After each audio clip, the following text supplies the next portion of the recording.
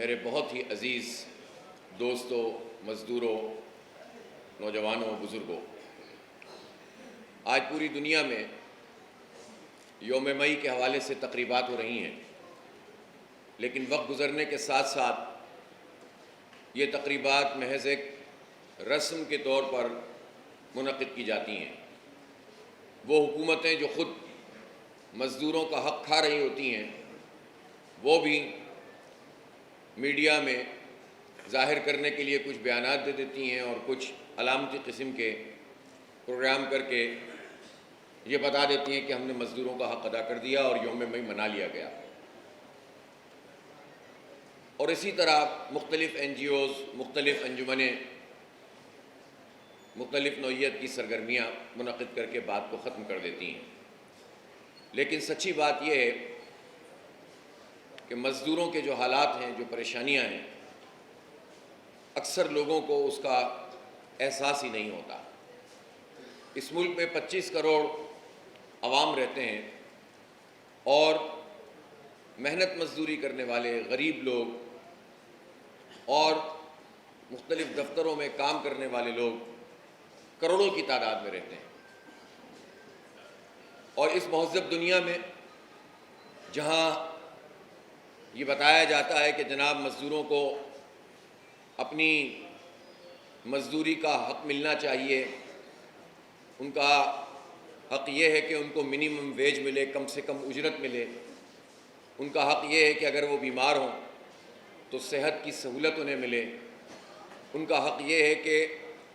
جو مختلف قسم کے ادارے ہوتے ہیں، سوشل سیکیورٹی کے، EOBI ہے، اس سب سے ان لوگوں کو رجسٹر کیا جائے۔ اس میں وہ مزدور بھی شامل ہوتے ہیں جو مختلف سرکاری محکموں میں کام کرتے ہیں، وہ مزدور بھی شامل ہوتے ہیں جو پرائیویٹ سیکٹر میں کام کرتے ہیں، کسی کمپنی میں ہوتے ہیں، کسی صنعت میں ہوتے ہیں، اور اصولاً وہ مزدور بھی شامل ہونے چاہیے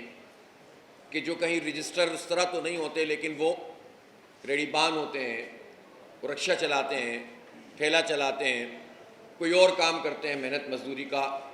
اور یومیہ کی بنیاد پر اجرت وہ حاصل کرتے ہیں، ڈیلی ویجز۔ لیکن ایسے سارے مزدوروں کو جو کروڑوں کی تعداد میں موجود ہیں، ملازمت کا کوئی حق حاصل نہیں ہے۔ ظاہر سی بات ہے، اس کے نتیجے میں کیا ہوتا ہے؟ اگر کوئی آدمی جو یومیہ کی بنیاد پر کام کر رہا ہوتا ہے، دیہاڑی کا مزدور ہوتا ہے، وہ اگر بیمار ہو جائے اور اس دن وہ کما نہ سکے تو اس کے گھر میں کیا ہوگا؟ جبکہ کمانے والا ایک ہو اور کھانے والے بہت سارے ہوں، وہ کیا ہوگا کہ اس کی ایک تو بیماری کا علاج پراپر نہیں ہے، جو ہسپتال ہیں وہاں پر سرکار کے ہسپتالوں میں اس طرح لوگوں کو سہولتیں حاصل نہیں ہوتی ہیں، رش بہت ہوتا ہے، پرائیویٹ ہسپتالوں کا وہ خرچہ برداشت نہیں کر سکتا۔ اسی طرح سے اگر اس کی بیماری طویل ہو گئی تو وہ تو بالکل تباہ ہو گیا، برباد ہو گیا، پھر لوگ کیا کریں؟ تو یہ پورا نظام لوگوں کو اس بات پر آمادہ کرتا ہے کہ یا تو وہ مایوس ہو جائیں، کچھ لوگ بالکل زندگی سے تنگ آ کر خودکشیاں کرنے لگیں، جو کہ ظاہر ایک حرام عمل ہے، یا پھر چوری کرنے لگیں، ڈاکے ڈالنے لگیں، اسٹریٹ کرمنل بن جائیں بچے۔ اور پھر یہ ہوتا ہے کہ بجائے اس کے کہ لوگوں کو سہولت پہنچائی جائے، یہ پورا کا پورا نظام، اس میں منشیات کے اڈے چل رہے ہوتے ہیں، تھانوں کی سرپرستی میں یہ ساری گندگیاں چل رہی ہوتی ہیں، تو ایک بڑی تعداد میں بچے جنہیں تعلیم نہیں ملتی، جنہیں صحت کی سہولتیں نہیں ملتی،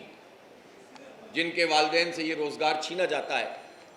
پھر وہ منشیات کے عادی بن جاتے ہیں اور مختلف مافیاز کا شکار ہو جاتے ہیں۔ پورا نظام گندگی پھیلانے والا نظام بن گیا ہے۔ اب ایک راستہ تو یہ ہے کہ اس نظام کے آگے ہم سر جھکا دیں، اپنے حق سے دستبردار ہو جائیں، وہ چاہے ہم پر بجلی کے بم پھینکیں، وہ چاہے ہمیں گیس اور LPG اس کے نرخوں میں دبا کر رکھیں، وہ جو چاہیں کرتے رہیں، اور ہم کہیں کہ یہ ہماری قسمت ہے۔ سارے مزدور یہ سمجھ لیں، سارے کسان یہ سمجھ لیں، یہ غلامی ہماری قسمت ہے، اور اس کو قسمت سمجھ کر جو مل جائے اس پر ان کا شکریہ ادا کرتے چلے جائیں۔ اب مثلا رات ہماری حکومت نے 5 روپے پیٹرول کی قیمت میں اتنا بڑا آتم تائی کی قبر پہ لات ماری ہے، پیٹرول کی قیمت میں 5 روپے کا اضافہ کی کمی کر دی، جبکہ عالمی مارکیٹ میں پچھلے دنوں $60 فی بیرل کی کمی ہوئی ہے۔ اور اسی طرح سے خود حکومت یہ بتاتی ہے کہ روپے کو استحکام ملا ہے۔ روز خبریں چھپتی ہیں اور حکومت کے لوگ آ کر کہتے ہیں دیکھیں معیشت بہتر ہو رہی ہے پاکستان کی، اور جو کراچی میں اسٹاک مارکیٹ ہے وہ ترقی کرنے لگی ہے، فلاں ریکارڈ ٹوٹ گیا، فلاں ریکارڈ ٹوٹ گیا۔ جب یہ سارے ریکارڈ آپ توڑ رہے ہیں تو اس کا اثر عام آدمی پہ کیوں نہیں آ رہا؟ آپ تو بجلی کی قیمت بڑھاتے چلے جا رہے ہیں، آپ تو جو ہے وہ گیس کی قیمت بڑھاتے چلے جا رہے ہیں۔ یعنی پچھلے چند مہینوں میں گیس کی قیمت میں تقریباً یوں سمجھ لیں کہ 4 گنا یعنی 400% سے زائد اضافہ کیا، اور جو اس کے میٹر رینٹ ہے وہ تو اتنا نہیں کتنا زیادہ بڑھا دیا ہے، وہ تو فیصدوں میں بھی نہیں آ رہا۔ اور ایک غریب آدمی، ایک متوسط طبقے کا آدمی، یعنی غریب لوگوں کے ساتھ ساتھ مزدوروں کے ساتھ ساتھ جو سفید پوش متوسط طبقے کے لوگ ہیں وہ بھی پس رہے ہیں۔ صرف ایک طبقہ ہے کہ جو اس پورے نظام سے مراحت حاصل کر رہا ہے۔ اس لیے اس ساری صورتحال میں ہم سب کی یہ ذمہ داری بنتی ہے کہ ہم اپنا بنیادی حق بھی اور اپنا بنیادی فرض بھی سمجھیں۔ پہلی بات تو یہ ہے کہ ہم اللہ کے بندے ہیں، اللہ تعالیٰ نے ہم پر اگر کوئی بندگی فرض کی ہے تو وہ صرف اپنی ذات کی یعنی اللہ رب العالمین کی بندگی اور غلامی ہے۔ اس بات کو اچھی طرح سے سمجھ لیں کہ ہم اللہ کے سوا دنیا میں کسی بھی فرد کے غلام نہیں ہیں، نہ کسی حکومت کے، نہ کسی فرد کے، نہ کسی قوم کے۔ ہم آزاد ہیں اور ہماری آزادی کو یہ پابند نہیں کر سکتے۔ ہاں، جو پابندی اللہ نے اور اس کے رسول نے لگائی ہے ہم اس کو قبول کریں گے۔ دوسری بات یہ ہے کہ اللہ تعالیٰ کی غلامی میں آنے کے نتیجے میں ہمارے اوپر یہ فرض بھی بنتا ہے کہ ہم اللہ کی واقعی بندگی کریں، اس کے آگے جھکیں، اسی سے مانگیں، اسی سے طلب کریں۔ ویسے تو مجموعی یہاں پر بڑی تعداد میں مسلمان موجود ہیں، کچھ غیر مسلم بھی ہوں گے، ان کے لیے بھی کچھ اخلاقیات کا نظام ہوتا ہے، لیکن مسلمانوں کو تو خاص طور پر جو اتنی بڑی تعداد میں اس مملکت میں رہتے ہیں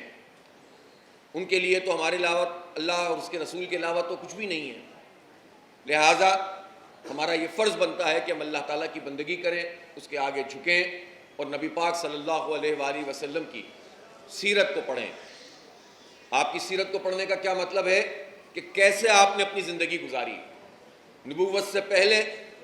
اور نبوت کے بعد جو 63 سال کی آپ صلی اللہ علیہ وسلم کی زندگی ہے، اس زندگی کا مطالعہ کریں۔ اور اللہ تعالیٰ نے جب انہیں اس منصب پر فائز کیا، نبوت سے سرفراز فرمایا، تو اس کے بعد آپ صلی اللہ علیہ وسلم نے کس طرح لوگوں کی خدمت کی۔ آپ صلی اللہ علیہ وسلم خود مزدوری کرتے تھے۔ یہ جو مزدور سمجھتے ہیں نا کہ ہمیں سمجھا دیا گیا ہے کہ ہم کوئی معاشرے کے کم تر لوگ ہیں، ہم وہ کام کرتے ہیں جو مزدوری کرتا ہے، چاہے وہ بہت پیسے والا ہو چاہے وہ غریب ہو۔ جو مزدوری کرتا ہے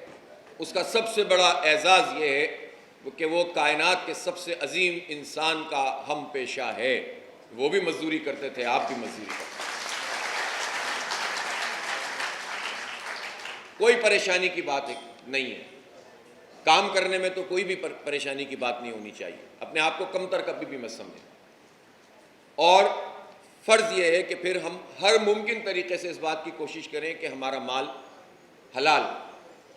حرام سے بچنے کی کوشش کریں۔ مجھے پتہ ہے اس کے جواب میں آپ یہ کہیں گے کہ پورا نظام ہمیں حرام کی طرف دھکیلتا ہے، یہ پورا نظام ہمیں رشوت کی طرف دھکیلتا ہے، یہ پورا نظام ہمیں چوری کی طرف دھکیلتا ہے، ہم نہ کریں تو کس طرح اپنے بیوی بچوں کا پیٹ پالیں۔ لیکن آپ اس بات کا تہیہ اگر کر لیں کہ خود کوشش کریں گے کہ ہم حلال رزق اپنے بچوں کے پیٹ میں ڈالیں اور اس کے ساتھ ساتھ اس حرام کی طرف ابھارنے والے لوگوں کے خلاف ایک زبردست قسم کی مزاحمت کریں گے، تو انشاءاللہ تعالی اللہ تعالیٰ آپ کے لیے سارے راستے کھول دے گا۔